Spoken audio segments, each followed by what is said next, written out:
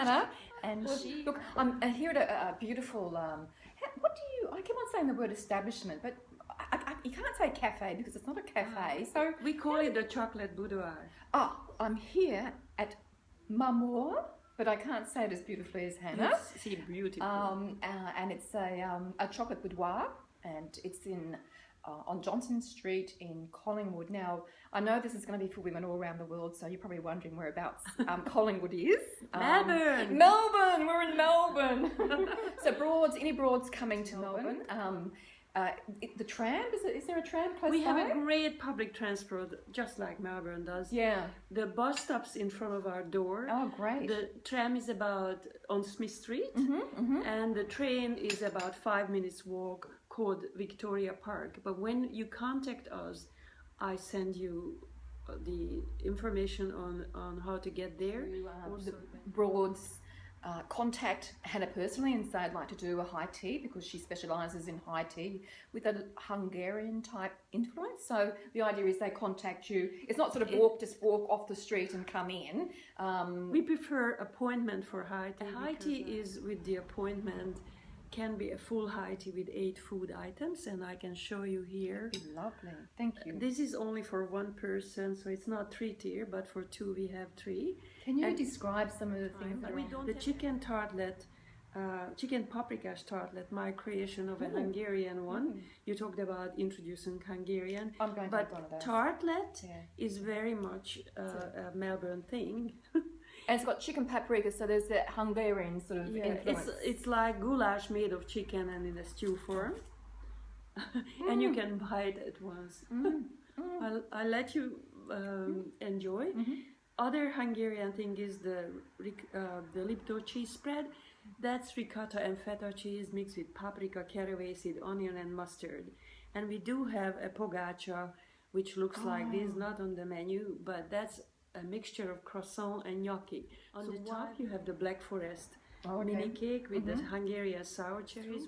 We have the raspberry macaroon, and I'm very proud I do that. Do you? Yes, I do everything what you see, and with a pleasure. The lime meringue is just give a color, and this is a Hungarian cheesecake. Oh, yum! And again, when you add the homemade apricot jam and the meringue and so on, it's a bit different from the American, and it's not so sweet. And the only reason why I'm doing all these expressions like that is because I used to run a B&B and look after guests, and I know how much hard work it is. And I'm introducing what we call a la carte, making sure that if you didn't have an appointment and you pop in for just a tea, I tempt you with the list and you get what we have, because if you didn't call me out of time, you can complain. But we have like 10 items, so no worries. You should use my word, get what you're given. That's very Australian. You can get what you're given, right? Well, they want me to be classy here because I'm European, but yes, you know, depending on the host, the guests, you tune into their mood, and I don't want to be a snob or certainly not a constipated English lemon. God, love you. She's so classy, this woman. So are you. A real forte to me is the chocolates, and I'm trying to show that to you. Hey, look, no, we're all right. Let's do this. No, this is just us being us. So let's. So when you do chocolates, if you saw the movie Chocolat, it's all handmade by me, and it's small batches, and there are no machines involved. 71% dark, no sugar added in the ganache. Plum Slivovitz, very Hungarian thing. The pineapple flambe, you really flambe fresh fruit. The hazelnut and honey, every man's dream. Raspberry, real fresh raspberry in it.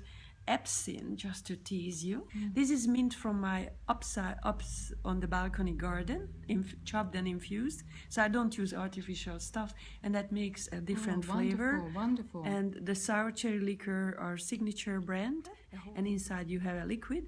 This is orange contour, and as you see, I dry the fruit to decorate on the top. I'm going to say 2 things that we've talked about that I think that you should know is where is the chocolate? Where is the chocolate that you wear on around your neck? Oh, the garlic chocolate? No, the other chocolate. Oh, the other chocolate. I have to get those. The sexy stuff. Yes. What are these? I have to show the sexy chocolate. You want me to open it, or you can see it on the picture? You just describe it. You just tell the ladies what you told me. This is a heart-shaped dark chocolate, but I can do it from milk. And you hang it through a ribbon into your neck, and you're not much dressed when you do that. Depending how attractive you are, you can wear a bra or not. You put it between your beautiful breast and wait. It's probably good to use milk chocolate, it melts faster. From experience. But the tintillation is great, so I use the dark. And I don't need much pushing because I became at late age a double D. Okay. So you let it melt, it starts to drip, and you can use your imagination what your other loved one will do to you. Lovely. This time men love to clean. Oh God. Okay. Now these are cute. What are these? These are herbal Viagra, as I call it. Herbal aphrodisiac chocolates. Herbal Viagra, you said? Yeah. It's not really Viagra. No. It's a compression. So it's you actually can come here and you can get something like a Valentine's heart for an occasion, for a gift for your partner, or for your partner, or I guess you can. Yeah, that's a good idea. Or you can give it. Come and get a gift for your partner, or you can come to Melbourne if you're travelling to Melbourne and increase your libido. That's great. That's great. And what else do we have there? What are these? This is the Indian Kama Sutra chocolate mold with dark or milk version of Belgian Caribou, of course. So it's very healthy, 71% dark, and it's a huge. That's important. Huge hit. I keep it at the counter. Sorry. Oh, can I have a little look?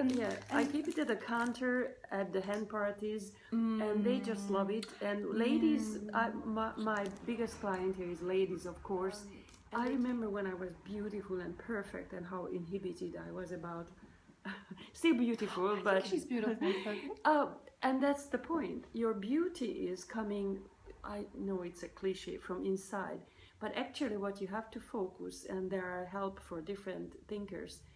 Every time I look into the mirror, and I try to look with my glasses when I have perfect hairdo and makeup. Otherwise, I take them off, and my skin is no wrinkles. Beautiful. I pull in my tummy, and I say, "You're gorgeous." And you have to do this mood. And I look at a girl, if they're one-on-one, I say, you have such a beautiful eyes, that's for the outside. But you know that is not important. That you genuine and open is very attractive. I've come to have high tea, and I'm having a lesson in philosophy and life values and what have you. So it's quite gorgeous. So you pay for the high tea, but you get all this other wonderful stuff. Now the other thing I read on the website too that I thought was great, and some women are really into this, is that for women that book the high teas, you can also book to have someone read the tarot cards while you're here. Yes, I have what I call my tarot card readers. I tested. We have burlesque dancer, again I handpicked, and we have our own topless waiter, Giovanni. He's charming, he's good looking, has a manner of classy but can flirt. But when you come with a bow tie only, you don't need to be honest, so anything goes.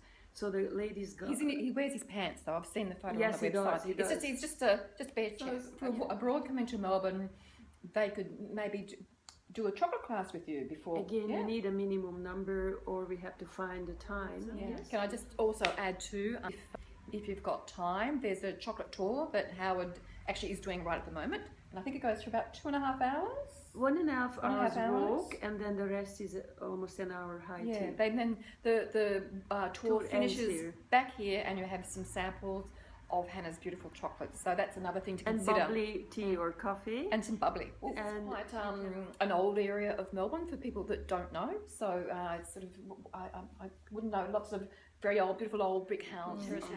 And there are two streets that are fairly famous, very close by. That's Smith Street and then Brunswick Street. So people researching Melbourne, those places are full of fabulous restaurants and crafty shops, arty shops, and quirky and or retro is really in lots of retro shops. And if you like what we like, we shop there because you can buy feathers there, boas and everything else. Well, I meant your necklace, which is beautiful. I got that in Hawaii actually. Yeah, but it looks a little bit retro, doesn't it? This is Mexican. Yeah, it's Mexican. Oh, beautiful. And I don't know if it looks retro, but I can't believe I got it. Yeah. So look, I came to do a quick interview for the radio, for a radio show that I've been asked to host for a little while. Another thing that I'm squeezing into my crazy life. My co-host yesterday said, would you mind popping across and interviewing Hanna? And well, I've been here for hours now. And then I decided to make it into a video because she's such fun. And I thought, the Broads have to see this because we all start researching cities when we go around the world. And we all want something just a little bit unusual, a little bit, behind the scenes.